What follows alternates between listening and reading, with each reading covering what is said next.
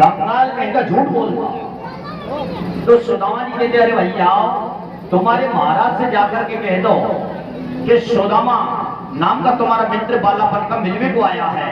अगर वो कह देंगे कि मेरा कोई मित्र नहीं सुदामा नाम का, तो भैया मैं यहां से वापस लौट जाऊंगा।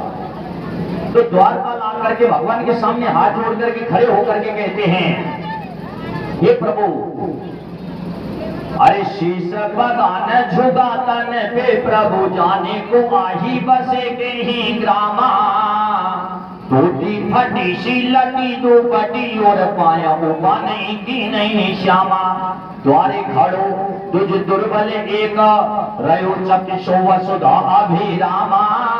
पूछत दीन दयाल को धामा बतावत अपनो नाम सुदामा।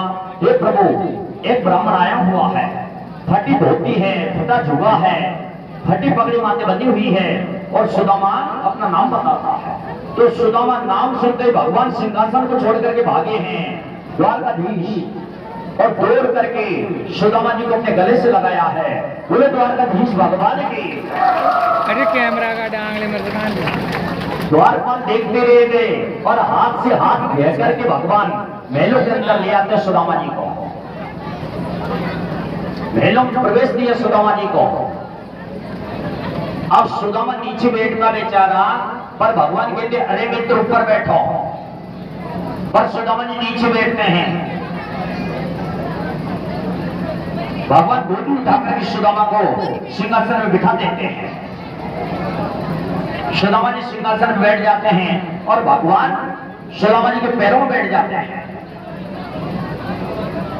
राधा रुक्मण जल लेने को गई थी और ब्राह्मण के पैरों को हाथों में लेके वो द्वारकाधीश, विवाह फटी हुई है, कीले पड़ी हुई है, रक्त चो रहा है।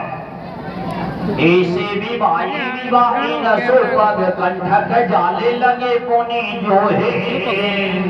हाय महादुख पायो सखा तुम आए कहाँ इतने दिन खोए। एक सुदामा की दीन दशा करुणा करके करुणा निधि रोए। पानी पर रात को हाथ छुओ नहीं, नैनन के जल सौ पग धोए। भगवान के आपको सांसों गिर रहे हैं, उसके सुदामा जी के पैर धुलने में आ जाते हैं। जल धरा का धरा रह गया और कहते द्वारकाधीश अरे मित्र, क्या पैरों में जूते चप्पल नहीं पहन पाता है? तो सुदामा जी कहते अरे मित्र भैया घर में बड़ी गरीबी आ रही है, इतना सा अनाज आता मांगने पर कभी मुझे भूख